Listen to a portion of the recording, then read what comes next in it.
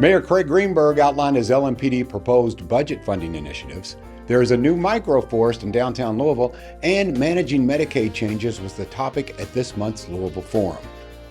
All that and more on Louisville This Week. I'm John Ramsey, Director of City Partnerships. At his weekly press update, Mayor Greenberg was joined by LMPD Chief Paul Humphrey to highlight LMPD investments in the mayor's proposed budget. Our goal is to make LMPD the most trusted, transparent, and best trained police department in the entire country. And to continue our progress, we need to double down on these things that are now working. This means investing in larger LMPD recruiting classes to help them continue to add more law enforcement professionals that we need in Louisville. New and updated equipment like license plate readers and more cameras around the city. We want to continue to invest in a world-class LMPD headquarters where more of LMPD officers and colleagues can be together to work together in one unified location. You think about our headquarters. Prior to moving out of 633 West Jefferson, I believe that building was condemned for probably more than a decade. It was a horrible environment to work in. Since then, there's been a hodgepodge of places that we've worked, not creating a cohesive culture, not creating an area or a space that we can own and be proud of. The ability to move into the new police headquarters is not just about putting somewhere between 400 and 600 employees in the same space. It's about unifying that culture and having that ability to interact and lead smoothly within our organization. Those things, as well as the investments in things like technology, as the mayor said, lead to our ability to attract employees.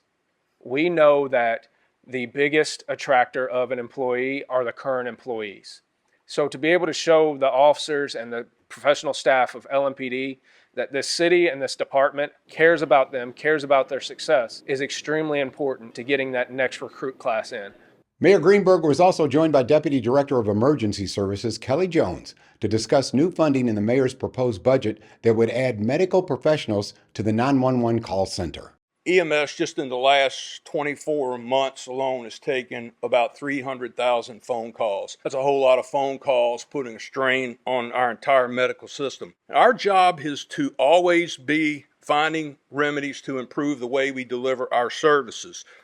It includes finding ways to take pressure off of ambulances, off of EMS, off of emergency rooms around our county, because sometimes those services are just not needed for a particular type run. By having the opportunity to have somebody who's calling in need talk to a medical professional when it's not an urgent need for an ambulance, they can help resolve more calls over the phone or even through video one day to free up our ambulances to focus on those emergency runs that they most need to make and prioritize.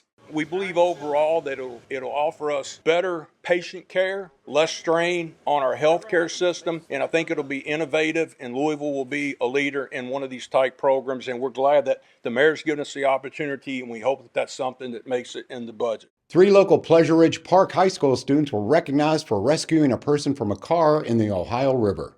Let me introduce you to Jacob Cruz, Abraham Cruz, and Kene Valdez. Last month, a car ended up in the water in the Ohio River near the Greenwood boat ramp. Arriving first responders made it to the scene just a few minutes after the call came in, but these 3, who were fishing nearby, had already jumped into action. They jumped into the river, swam to the vehicle, and helped get the driver out of their car. They also helped secure a rope to the vehicle and a nearby tree to keep it from floating away, all with the help of additional bystanders. These 3 young men did not hesitate to act. They didn't hesitate to help a person in need. They saved a life. So on behalf of the city of Louisville, I want to recognize each of you with a Distinguished Citizen Proclamation to thank you for all of the work that you do. Thank you so much. When you're looking for a career, you've shown us what you can do. Please consider one of our amazing Louisville first responding teams. The Memorial Day Hike, Bike, and Paddle is returning to Louisville. The mayor's Hike, Bike, and Paddle is back this Memorial Day. Whether you like to ride a bike, if you like to walk along the river, or to have the unique opportunity to paddle in the Ohio River, this is the event for you on Memorial Day. The event begins at 8 a.m. and the hike, bike, and paddle all begin at 10 a.m. And there are lots of events and festivities and activities to do between 8 and 10 a.m. Please come out and join us on Monday, May 26th at the Tough Mutt Great Lawn for the fun, free event. The corner of 5th Street and Muhammad Ali, formerly known as Founder Square, is now the Traeger Microforest. The Traeger Microforest will serve as an outdoor research and education space that will offer hands-on experience to foster curiosity, creativity, and a deeper sense of place, helping young Louisvillians to grow into informed and empowered citizens ready to shape a greener, healthier future for our city. I think we all agree that we need more green space in downtown Louisville. We need more healthy spaces all across our entire city. And so what I'm most excited about is the quality of this space here in downtown Louisville, in the heart of our city. I want the Traeger Microforest to be an inspiration to all of us here today to see the power of green spaces, big and small, in the heart of our city. Here's an update from the latest Metro Council meeting.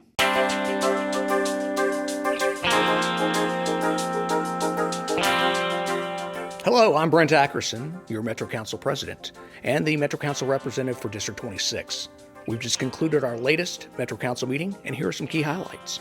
The Council approved an ordinance amending capital budgets fiscal year 2011 to 2025 by transferring funds between projects and establishing new projects. Approved an ordinance approving MSD revenue and revenue refunding bonds totaling $250 million with $150 million for construction and $100 million to refund existing bonds. Approved an ordinance expanding and establishing the boundaries for the Louisville Downtown Management District around Slugger Field and from Liberty to Chestnut and between 1st and 2nd Streets.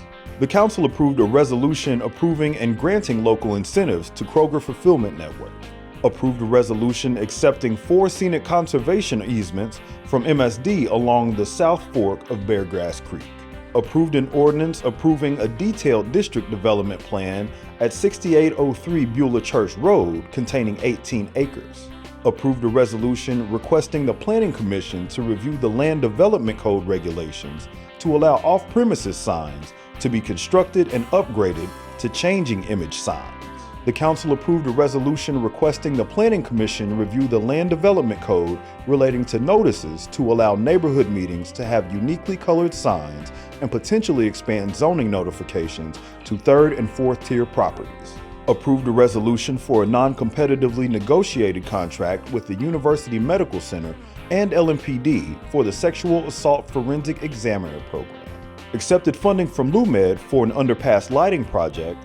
The Council approved the zoning of properties at the following locations: 4514R and 4516R Crawford Avenue, and 7006 Textile Avenue, 5004 Campground Road, and finally, the Council approved neighborhood development funds to the Louisville Business Alliance, LMPD's 2nd Division, and Gathering Strength. Councilwoman Tammy Hawkins introduced the District 1 page.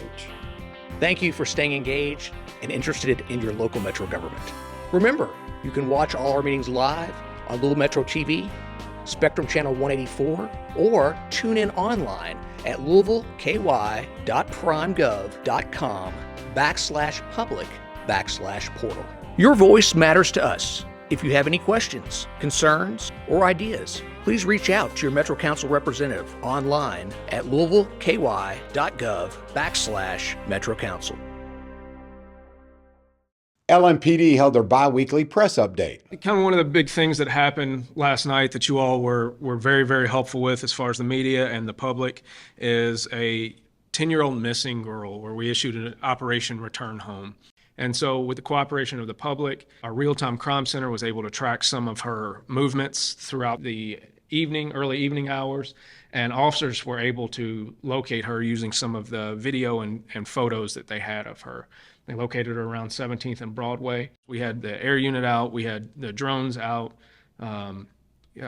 several detectives as well as officers were working tirelessly to make sure that we found this girl and were able to return her safely to her home. So Going into some of the crime numbers right now, so you see that we are still trending down by about 30% in homicides, non-fatal shootings, and robberies and carjackings. Our fatal traffic accidents are also down, and so we want to make sure that we are continuing that trend. If you just take SFI-1 by itself, which is primarily in the Russell neighborhood, self-initiated activity by police officers, so that's traffic stops, that's pedestrian stops, that's what we call 1011s.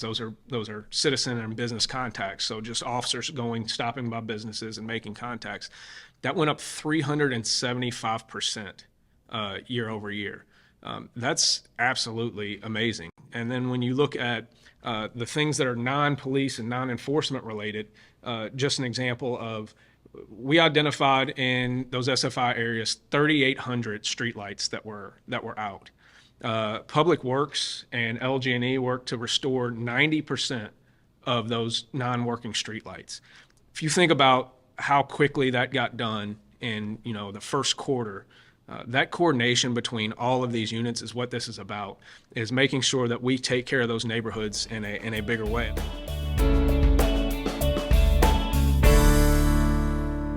Students from Fairdale High School are working with area senior citizens on a health project that benefits everyone. We're going to call some names out, and if you're here, we want you to come and get your certificate, okay? Alexis Cormney. We love the students. I had to be here to let them know that how much we appreciate them. And we're having graduation with our special needs and nurses program that have been coming down here for the past year. They're just sweethearts, really. They are.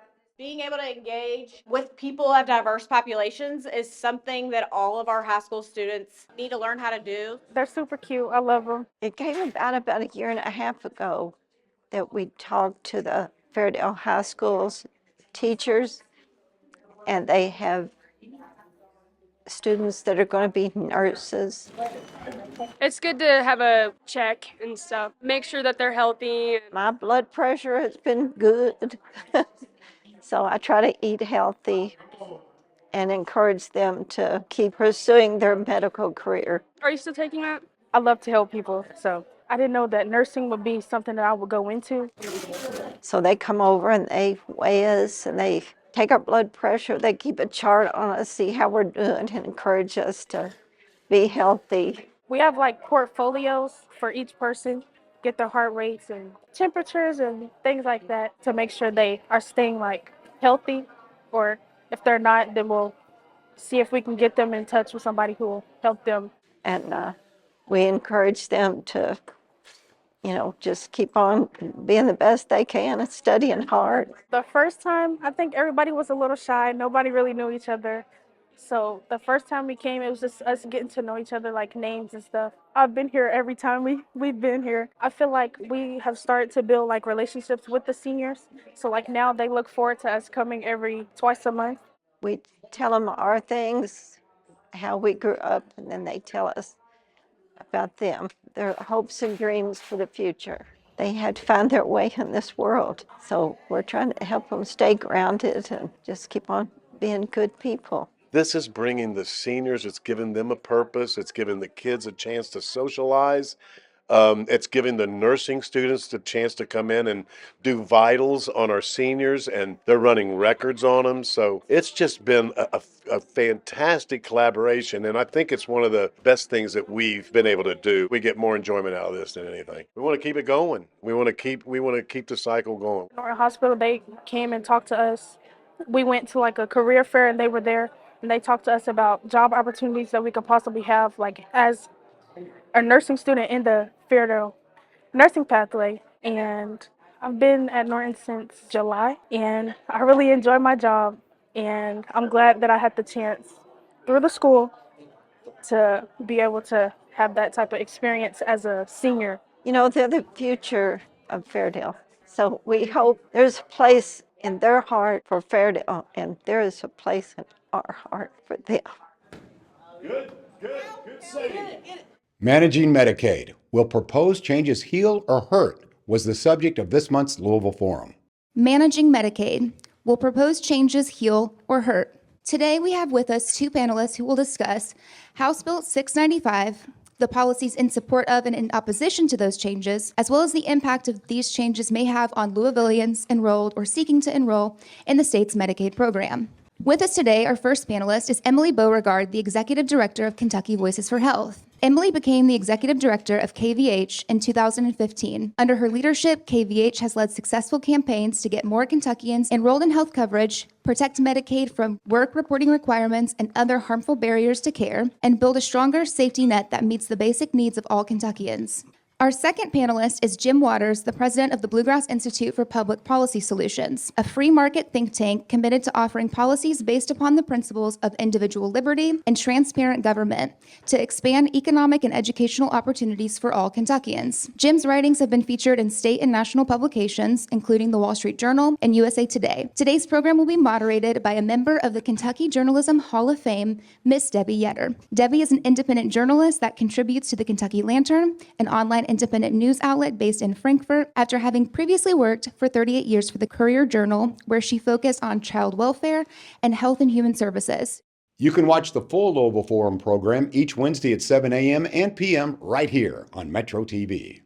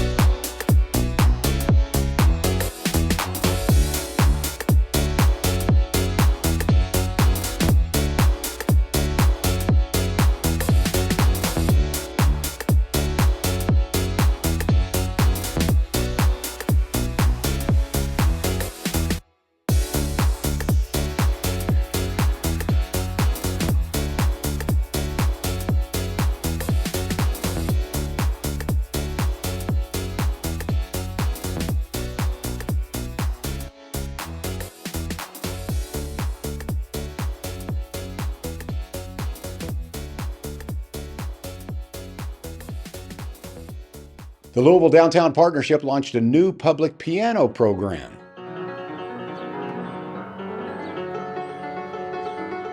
This new program, called Downtown Tunes, is another way to brighten up our streetscapes and provide a unique experience for people who are walking around our beautiful downtown. What we see and hear has everything to do with how we feel about being in a space. You've heard me talk a lot about lighting, so we're really excited that today to introduce these pianos as an audible way to change that experience too. The engaging public art doesn't need to be as big as the side of a building. It can be something much smaller, much more intimate, like alley gallery doors or bike rack sculptures or the signal boxes. And so this is another wrinkle on that same theory, is that we have a small piece of public art that you don't know is there necessarily, but you happen across it and you enjoy it visually. But now we have another wrinkle here, is that we now also can have performing art to take place as well. Actually had a lot of students' designs that we incorporated. We wasn't just like picking one, we incorporated a bunch of them together, and we tried to have everybody's designs on there a little bit and just include everybody in it. We are working to make downtown more vibrant. Downtown is everybody's neighborhood. It's the one neighborhood that brings economic vitality, not just in this place, but all throughout Louisville, Kentucky. And by activating these public spaces and making places where people want to hang out, we can help people more enjoy our downtown. Bick Elementary School 5th grade teacher Brandon Graves oversees the school's podcasting club. The students in the club learn about editing, writing, producing, and interviewing. You can introduce, welcome back. I am Brandon Graves. I am a 5th grade teacher here at Bick Elementary. In conjunction with our partnership with Global Game Changers, I run the after-school podcasting club. Welcome to Bick Elementary Ignite Good Podcast, a podcast where we discover superpowers by exploring our hearts, talent, and how we ignite good in the world. I've always wanted to do a podcasting something with kids that incorporates the reading, writing, but also them using their talent of talking. What do you think makes someone a great chef? It's great to introduce students to some of the current things that are happening. And right now it seems that everybody has a podcast. If you could play any character in Alice in Wonderland who would be in what? So first, this teacher asked us if we wanted to be in podcasting, if we knew what it was. I wanted to join because sometimes when I'm at home, I usually just be asking my siblings questions and like I'm doing an interview. My favorite part is seeing them lean into their talents, especially at this point in the year. So at the beginning of the year where I was having to walk them through things, seeing that confidence that they have and that they've gained throughout the year, I think is just unmatched. When I first started, I really didn't know how to edit. From then to now, like all my progress has built up. Asking the people questions so I could get to know them and stuff, like so I can know. What impact did you see on the kids' faces? I think that students exploring their talents at this age is very important. It's been amazing seeing kids in this school and in this particular club merge these different things to create an amazing outcome. Well, thanks for having me. We'll be back soon. Stage 1 Storytellers Live is being held in 12 library branches throughout the spring and summer. The program is funded by members of the Louisville Metro Council.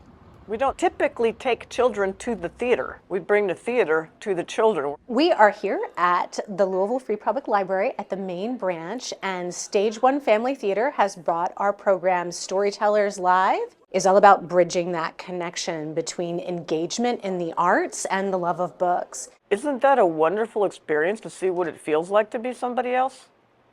To try and get into somebody else's skin and understand what their world is like? We are going to perform 3 storybooks and bring them to life for an audience of families. I'm going to be making a circle with my finger, and we're going to follow that with our voice. And the kiddos who come today might know and love those books, or they might find a new book that they love. Either way, Storytellers Live is all about giving kids the opportunity to create meaning with books. When they see the performers acting out the stories, they get engaged just from the love of it, and then also we incorporate different ways that the audience can participate with us so they can create meaning and get directly involved in sharing the books that they love. My neighbors just adore that program. I've gotten so much good feedback from them about how much fun their children had, and because it's a very small, intimate experience, the children get to engage more with it. And to have these opportunities to get up there and participate and be a little child and have fun. It brings joy to the grown-ups too. Thanks to the Louisville Metro Council, they have kindly offered us a sponsorship through their funds, and we're visiting a whole lot of libraries. We have 2 dozen different bundle kits that we do of different themes and different books that are popular ones or seasonal or thematic. So each library has chosen their own kit. Metro Council sponsors various arts outreaches. So yes, the ballet, it's children's theater, Shakespeare in the Park, and so it's a wonderful opportunity to see the arts in the most approachable way. Actors, which means we have to warm up our actors. I know grown-ups are actors. Mayor Greenberg is keeping the public informed with his weekly Mayor's Minute.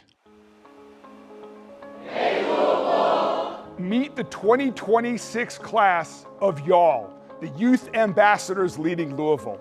2 amazing students from 36 Jefferson County high schools all across our entire city. Our future in Louisville is so bright with these amazing people. One of our y'all students is from PRP, Rebecca. And this week, we met several of her classmates who were amazing in their heroism. They rescued someone from the Ohio River on the Greenwood boat dock. And speaking of public safety and improving public safety, we also talked about my budget that currently is in front of Metro Council. As one of our important public safety improvements, we're looking to continue our investments in LMPD's headquarters to make sure all of our officers can work together to make our city safer, stronger, and healthier. Also this week, I just got back from Washington, D.C., meeting with our United States Senator and representatives from across Kentucky, advocating for more funding for important projects right here in Louisville to move our city forward in an exciting new direction, just as all of these amazing young adults are doing in their school life, in their extracurricular lives. Once again, our future is bright. Thank y'all so much. An open house was held at the Louisville Public Library to review and provide feedback on the Downtown Street Network Plan. So we have a whole bunch of maps all around the room. We're going to be gathering after the event. We'll have Q&A, but we're going to be gathering after the event. And we've got a big team here, so we will be at each of the stations and just want any and all feedback and thoughts that people have. We'll be actually handing in our physical plan within a couple months, and then within the next year's budget, there is hope that the first phase could be done. One of the things we're presenting tonight is the likely phasing of the different work. It is so important to have a walkable downtown, to be a vibrant downtown, and this plan is all about slowing down traffic, obviously for safety purposes, but making a street more interesting and to be a magnet and attract people to it, to be able to get around and to be able to experience downtown in a much more friendly, calming way. Street level businesses really rely on people walking by and foot traffic in downtown. So you really want to be able to have an environment that is inviting for people to be walking around, to get around easily, to feel connected, that they can walk from point A to point B and past your store, past whatever they're being able to go into a store and be able to frequent that. So that's really important for downtown businesses. You're never at a loss for something to do in Louisville. Roseanne Maston with Louisville Tourism has suggestions for what you might enjoy this month.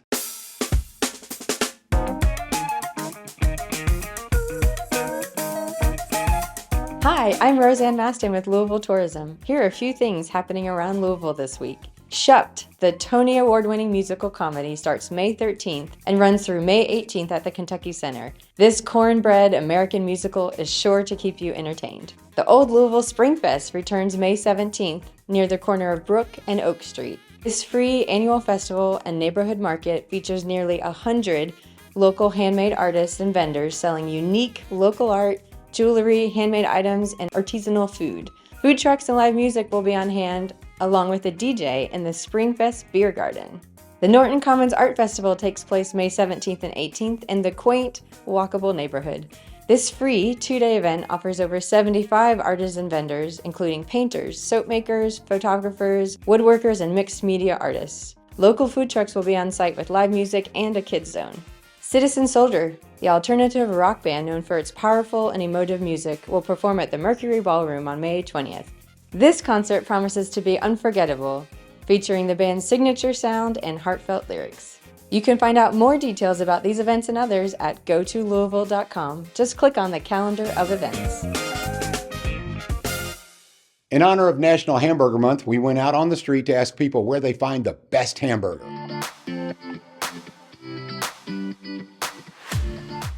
Favorite burger spot, I love Game. I think Game is probably my favorite spot just because it's so cool being able to have like ostrich or elk or anything like that. It's something that you don't normally have. So, and it tastes really good too. So that's my recommendation. And my favorite place to get a burger is from Applebee's. And my favorite spot to get a burger is Oscar's Slider Bar. In-N-Out Burger, Five Guys. Ollie's Trolley is one of the best places to get a burger. And my favorite spot to get a burger is Muscle and Burger Bar. The best burger that I've had in Louisville, Kentucky is at the Capitol Grill right there at Oxmoor Shopping Center. And Bubbles. And I really love Toasties and Holy Grail. My favorite burger spot is Ollie Trolley's. My favorite spot to get a burger in town is the Tap Room on Bardstown Road. And my favorite burger spot downtown has to be Muscle and Burger Bar. Muscle Burger. Smash Burger!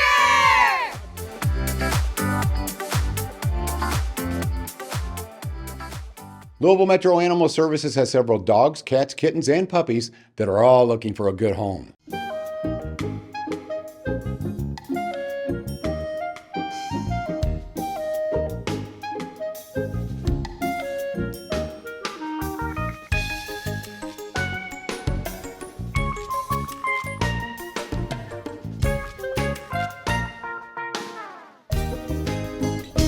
Thank you for watching Louisville This Week. Please share Metro TV with your family and friends and ask them to follow us on Facebook, Instagram, YouTube, and X, and download our app on Roku, Apple TV, and Amazon Fire TV. Have a wonderful week.